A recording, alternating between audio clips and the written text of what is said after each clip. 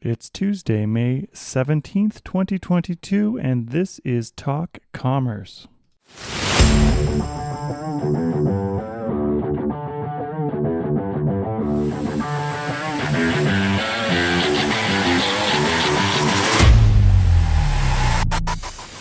Merchants want seamless user experience without sacrificing thorough identification and monitoring.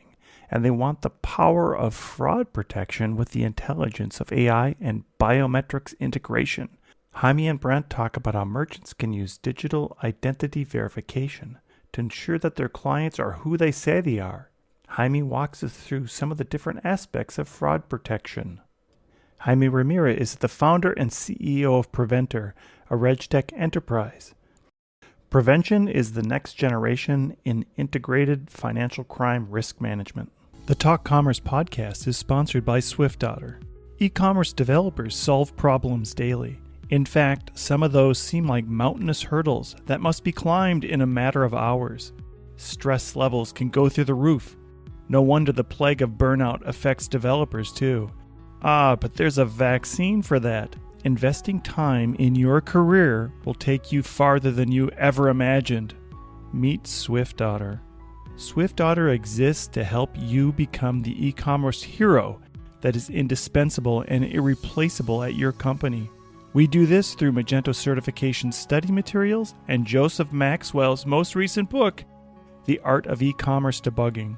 Go to swiftotter.com to learn more about how you can quickly climb the ranks in your quest to be a better developer. While you're there, use the coupon code TALKCommerce for 15% off any digital goods at swiftotter.com. My name is Brent Peterson, and I'm your host. Please remember to subscribe wherever you download your podcasts. And now, Talk Commerce.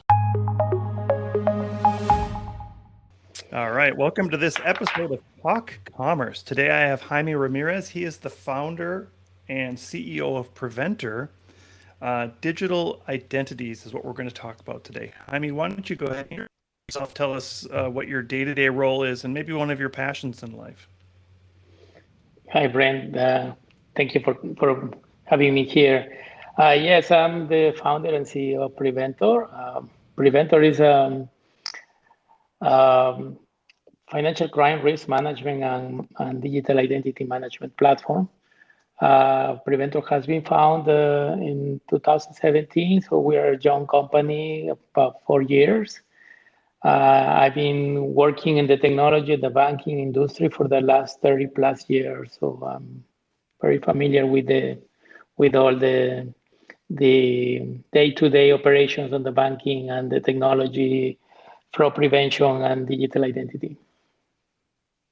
Great, thank you for that. So, if I'm a merchant, what do I have to worry about for digital identities, and how does a digital identity verification help me?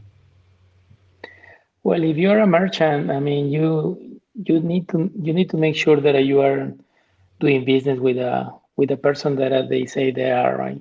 So in that case, the best scenario is to protect your business by doing authentication of the digital authentication of the person that you are dealing with, especially if you're doing the remotely.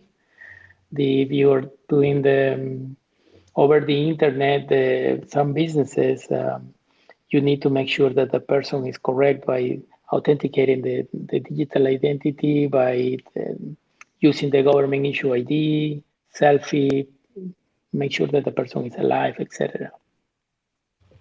And what you're doing is more than just the Face ID that Apple is doing. You have a programmer. Tell us a little bit about what you're doing to ensure digital identity. Yeah, basically the Face ID that comes in the smartphones lately is to verify that is to verify a face. Basically, you record a face, but it doesn't do anything biometric. It doesn't recognize that you as a document holder is the same as the document owner, right? That doesn't verify that you are who you say you are. It's just your face. So as your face, you could be any person. What we do is more than that. Is we go in depth of the authentication of the document. Our coverage is very global. We receive any type of documents in any series. We also verify that the person is alive, that there is not a Photoshop, which you can fake the regular Face ID on the iPhones or the Galaxies. So yeah, so we do more than that. How do you so maybe tell us about who's your target audience? Is it banks, merchants, or is it the consumer? What do you? Yeah. Good question. At Preventor, we have different products. No, the one is the digital identity verification or biometrics framework, where it was initially focused on the financial industry, which is our main target market. But this product is also being implemented in other industries such as car rentals, insurance, um, any internet sharing that companies that are sharing anything or rental everything. Um, so basically, the digital identity can be implemented on any type of industries, health industries, doctors, nurses that need to log in into their um, share the desktop at the hospitals, no? And where do you see the best value or the most important part for this type of service? I would think that overall this should be used by anybody that's interfacing with a person over the internet. But where do you think is the most important thing, right? Yeah, like I mentioned, is to make sure that you are doing the any transaction that you are doing with the person that they say they're doing. This is one, and then after um, we are used to receive one-time password over the telephone or the email to authorize any transactions to make sure that you log in on any application that you want to do this or that. So all of those transactions can be replaced by face recognition, for example, but any type of authentication. It could be face recognition or voice recognition. Yeah. So I think that the the main trend here is to automate the process and reduce fraud, minimize losses, and increase efficiency. No, and, Um, al- and not only that is that also, if you have your onboarding and your authentication process secure, then um, you can expand your business to other territories. yeah, that's a really good point. It's just that when you know the person is who you know when you bring them on, that is probably the. I know we have a lot of clients in Mexico, and maybe 6, 7 years ago, I started doing business in Mexico. The problem Mhm. was that you didn't know who you're shipping to, and they actually had a whole team of people that physically called, place the order online just to make sure that they existed and the address was there. And even 6 years ago, Mexico was a completely different. But knowing that person, if you don't have to go through all those extra steps of having to physically call somebody, if you have a process in place to onboard them, I can see how that would be not only beneficial to you, to the business, to ensure that it's a real person, but also in the terms of cost savings and all those other things. Um, how how do how do you recommend bringing somebody on board for something like that? Yeah, that's a very good point because we were talking about digital identity verification, but now that everything is going to be digital, that you are digitalizing everything, you can go more than that. No, you can not only identify the person, but also you can authenticate or you can verify, like a proof of address, for example, or proof of age. You can ask your customer to upload any document that is part of the of your business requirements to upload that document. We can authenticate that. We can also integrate digital signatures in the process to make sure that if there is any legal or any financial document that you need your customer to sign, they can do that remotely and with all the verification in place. No, so the idea is at the end of the day that you can complete the entire cycle of your business remotely, but at the same time secure. I know in the beginning you mentioned about liveness detection, Mm. just to make sure that somebody isn't taking the identity of a dead person. Is that That's one reason. Another reason is that you are trying to fake. You're trying to match a document that is not belongs to you. You put like a mask in top. You can put any paper. You can put any photo in front of your face, mimic that you are the person of the document. So they immediately the license detection detects that first of all you don't have anything between the camera and the face, and second to make sure that it's a real person, it's not something static.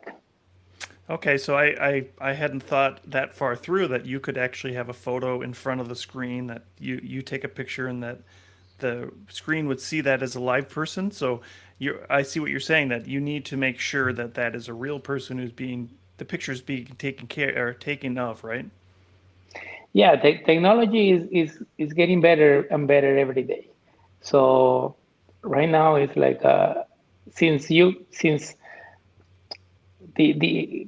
everything is going to be digitalized and everything is going to be through the internet, you have to make sure a lot of process, no, because normally you go into the store, you go into the branch, at least they know that you are a real person, and then they see a document or they see any proof of identification that you show to the person, and they are looking at you and they see that they're talking to a real human. So this is the part that technology is getting better into identify if it's a real person or not. And are you dependent on the device that they're using then?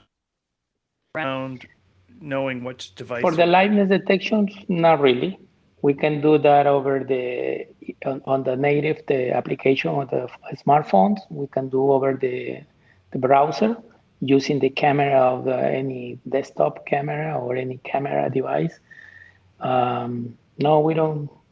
As long as it has a minimum quality, no, I will say. so I think we talked then. This is more like synthetic identity fraud. Is that something different? Yeah, exactly like that. Yes.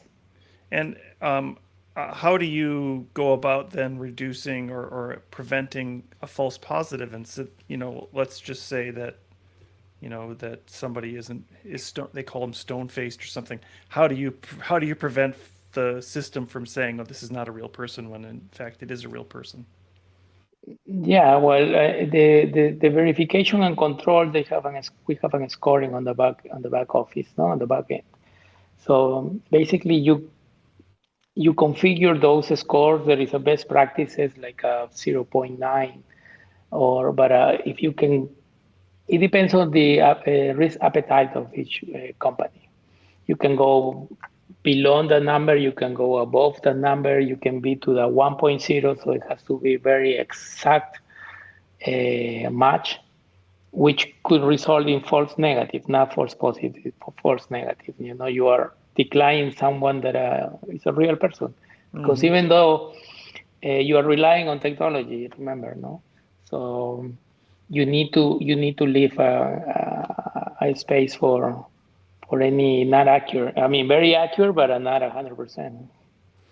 And I think, are we talking about something similar to Clear, like the airport service that you go in and they scan your eyeballs or do a fingerprint, and that identifies you as that person, and you can sort of move ahead in the TSA line. Is that Well, this is exactly the same concept, right? But in the software, they do in hardware. So they have a hardware, a machine that they scan the document and or you can take a picture on their scanner, right? So here we are relying on a smartphone or a device that belongs to the end user, which there is a variety of devices. It's not only one that you can calibrate that device. So, but it's the same concept. Maybe it's not as accurate as the hardware, but it's the same concept. But the technology is going, is going better every day, like I said, and then the gap is minimal now. Okay. And so Yeah. this would help, in terms of a merchant, somebody that's running an online store. And for example, I gave that company in Mexico that physically calls every new client. This would enable this would enable a merchant to be able to know that the person doing the order is a real person, Yes. as far as to make sure that that person is the person that resides at the place that the address is going to.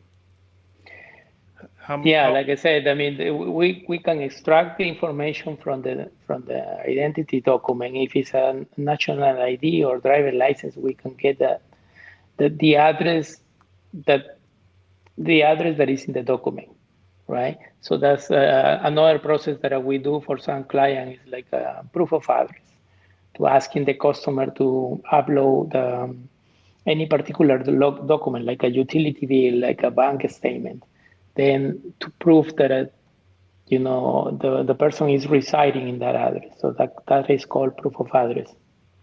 But you can ask for any other kind of verification. Like we can verify Social Security in United States. We can verify the VAT in Europe. We can also interact with some civil registries agencies in some countries in Latin America to verify that the content of the document is the same as the one that is on the registry. Okay, so that would help to understand if their person is real. Yeah, of course. And It will depend on how much do you want to, you know, how much do you want to authenticate and verify. You can go beyond, like a multiple steps. interesting. Okay, so the Mhm. from a compliance standpoint, then I know that you had mentioned something about being client centered. Is it client centered in terms of the users or client centered in terms of your clients? In terms of the user, Okay. yes. Yes, in So terms of the user. you're looking for a positive experience on the user side, right? Yeah, of course, because at the end of the day, our clients relies on their clients. So the user experience has to be, very good in order to minimize the abandoned clients, no? And maybe you could walk us through a little bit what AML screening means. The AML screening is to screen or to filter people and entities against the global sanctions list, the OFAC, which is the initials are Office of Foreign Assets Control, um, which are people that are um, listed as a criminals for narco traffic, terrorists, corruption, tax evasion, etc. We also screen people against the political exposed people, which is required for financial institutions to make sure that you identify who is a political person or not, um, and also other kind of adverse media or negative news lists.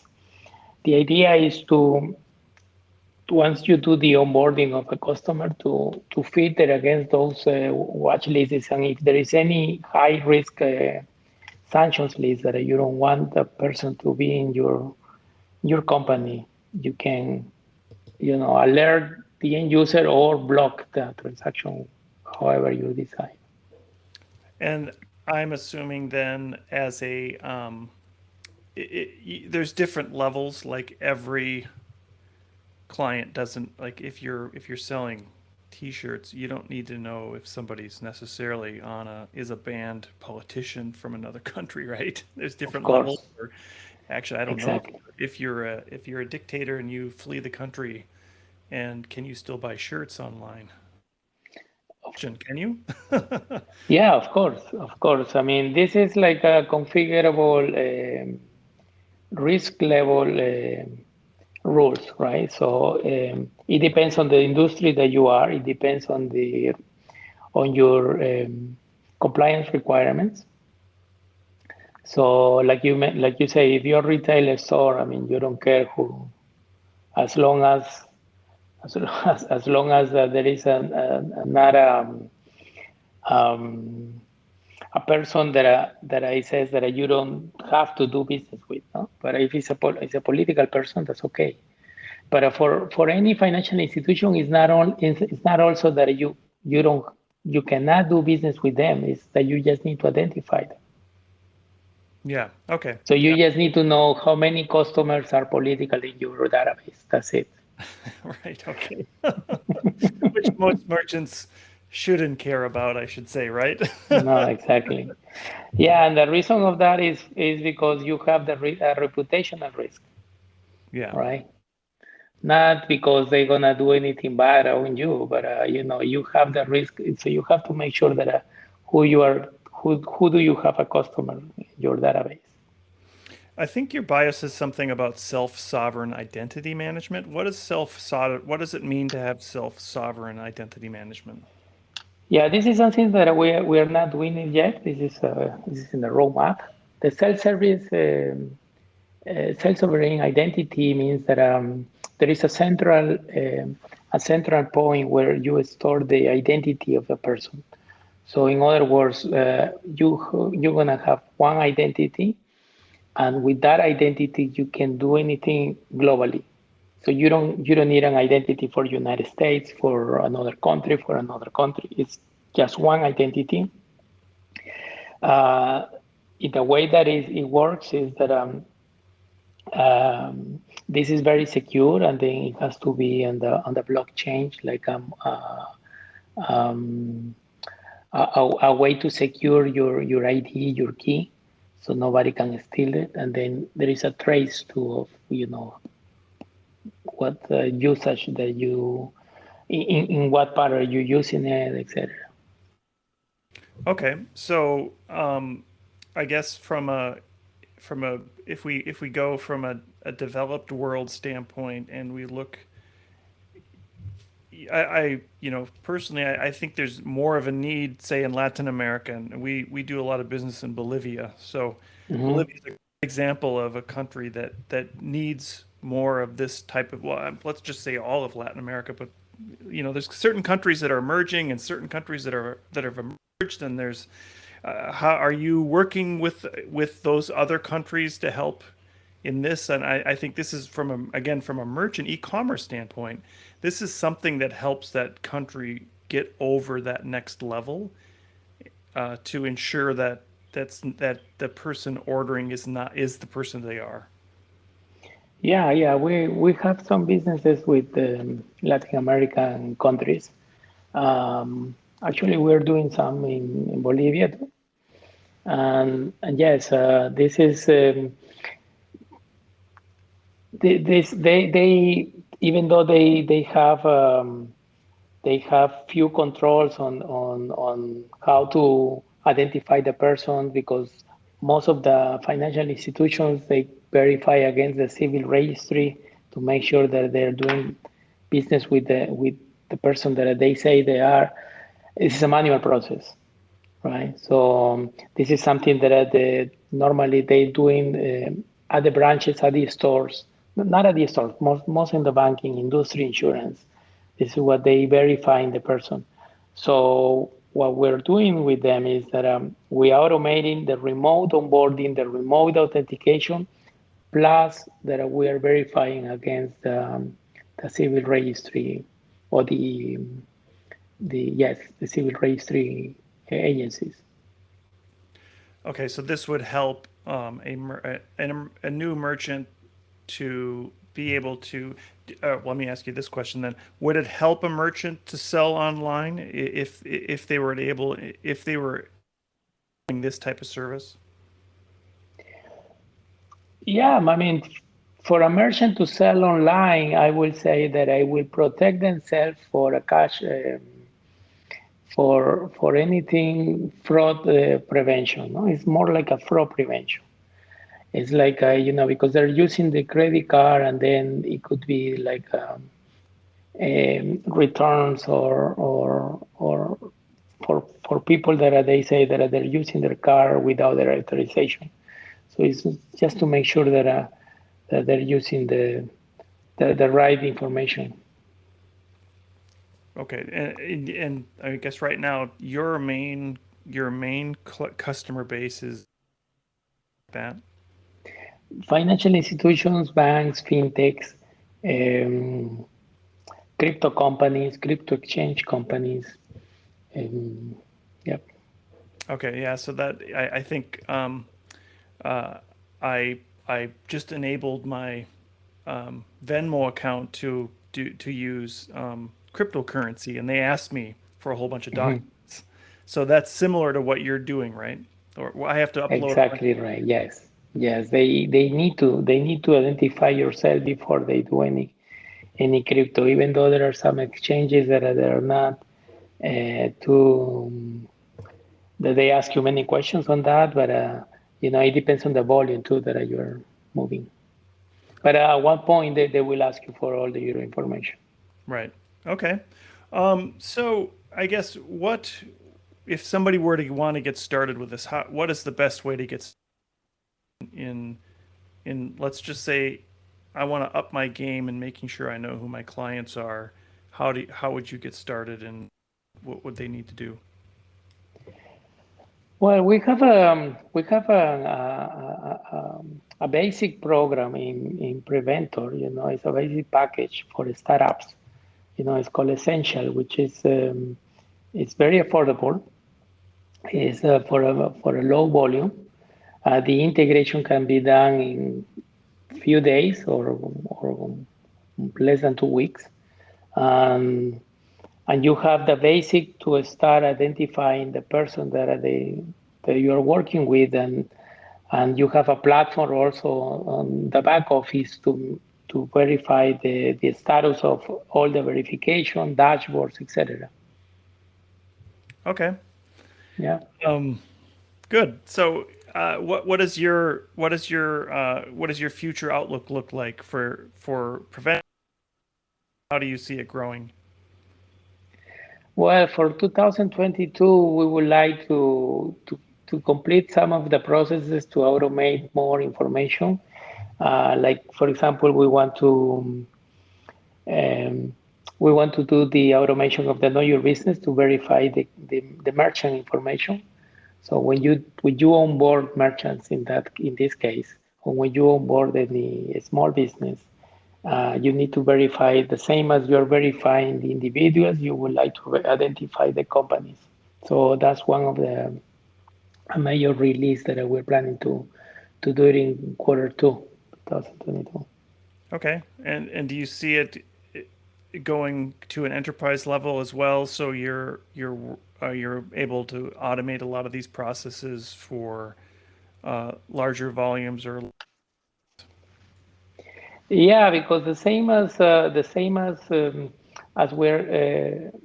we're doing now, that we're trying to onboard people um, to verify the identities is the other part that you still need to do the manual process or going to the offices to present your financial document is to open an account as a business. So that is the part that we would like to automate. So you're gonna be able to open your business account to start doing business transactions without the need to go into the local branch. And do you think so? Do you have to work? I mean, again, just looking at other countries, because we we organized a business in Mexico, and it was very difficult, especially being a Mhm. and even I guess even opening a bank account in Mexico as an American is not that easy. Well, I mean, it's not as easy as here, obviously, but Mhm. do you work with, I guess in that case, it's the bank, but in it would be the government as well. Do you envision working with governments, or is it mainly just private institutions on this? Well, we already have the contact with 100 more than 180 registers around the world. So registers in all the states in the United States, um, a, a lot of registers in Europe and some countries in Latin America to verify the corporate information, who are the shareholders, ultimate beneficial ownerships. So that's the idea. We also have a contact with Mexico registers. Great, perfect. Yeah. All right, so we're wrapping up our time here. No. If you had a good piece of advice to give somebody for 2022 in terms of identity protection, what would you tell them? Well, to protect your business and then to start doing the digital identity verification, and then that will help you not only to minimize losses but also to expand your business, and you can go beyond your jurisdictions and you can go out to any part of the globe actually, and if you can verify the identity of any person from any country, like we support more than 9,800 different documents, 248 countries in 130 languages. I mean, you can onboard people from anywhere. Perfect. Yeah. And the last thing I give you an opportunity to do is to give a shameless plug about anything you'd like. What would you like to promote or plug today? Well, I would like to promote Preventor. Is our business, but I also, that um, to help, like we're working with a nice company that what they do is that they work with charities, right? So I think that this is very, very good because it's not only that they're doing a good job in business, but part of the profit is what they give it to charities. Excellent. Yeah. Jaime Ramirez, and CEO of Preventor. Thank you so much for being here today, and I hope you Thank have you, Brent. yeah, and Okay. enjoy your trip to Hawaii. Yeah. Yeah. Thank you. Mucho gusto. Okay. Igualmente. Bye bye. Thank you again for listening. My name is Brent Peterson, and it has been a pleasure to be your host today. Please sign up for our newsletter platforms at talk-commerce.com. Rate and subscribe to Talk Commerce wherever you download your podcasts. New shows out every week.